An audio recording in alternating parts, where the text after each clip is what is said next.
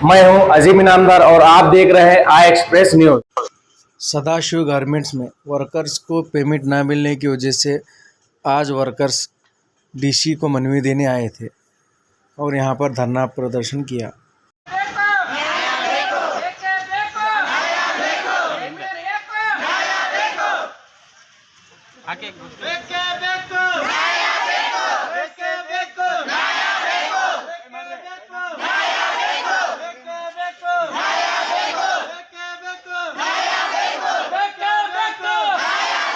Labour officer madam ಬಂದಿದ್ರಿ sir, ಬಂದು ನಮ್ದು ಏನು ಪ್ರಾಬ್ಲಮ್ ಐತಿ ಕೇಳ್ಕೊಂಡ್ರಿ ಹೋದ್ರಿ. ಇಲ್ಲ 2 ದಿನದಾಗ ನಿಮ್ಗೆ ಏನೈತಿ ಅದನ್ನೆಲ್ಲ ನಾವು ಕ್ಲಿಯರ್ ಮಾಡ್ತೀವಮ್ಮ ಅಂದರು. ಅವ್ರು ಹೊಳ್ಳಿ ಬಂದಿಲ್ಲ ರೀ ಫ್ಯಾಕ್ಟ್ರಿಗೆ. ಬಂದು ಹೋಗ್ತೀವಿ ಒಂದ್ಸರಿ ನಾವು ಏನಾದ್ರೂ ಲೀಗಲಾಗಿ ಏನು ಕಾನೂನು ಪ್ರಕಾರ ನಾವು ಏನು ಮಾಡಬೇಕು ಮಾಡ್ತೀವಿ, ಅದನ್ನ ಬಂದು ನಿಮಗೆಲ್ಲ ಹೇಳ್ತೀವಮ್ಮ, ನಿಮ್ಗೆ ನ್ಯಾಯ ಕೊಡುತ್ತೀವಿ ಅಂತ ಹೇಳಿದ್ರಿ ಅವ್ರು ಮೇಡಮ್.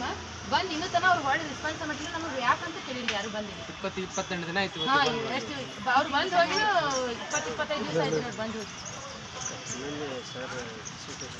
ನಾವು ಮೊನ್ನೆ ಸರ್ ಭೇಟಿಯಾಗಿ ಹೇಳಿವ್ರಿ. ಸರ್ ಇಮಿಡಿಯೇಟ್ಲಿ 24 ತಾಸೊಳಗೆ ಏನೈತಿ ನಿಮ್ಗೆಲ್ಲ ಕ್ಲಿಯರ್ ಆಗುತ್ತಮ್ಮ, ನಾನು ಏನು ಎಲ್ಲೆಲ್ಲಿ ಏನೇನು ಮಾಡ್ಬೇಕು ಮಾಡ್ತೀವಿ ಅಂತ ಹೇಳ್ಯಾರಿ ಡಿ ಸಿ ಸರ್. ಆದರೂ ಅವ್ರು ಏನೋ ರೆಸ್ಪಾನ್ಸ್ ಮಾಡಿದ್ರು.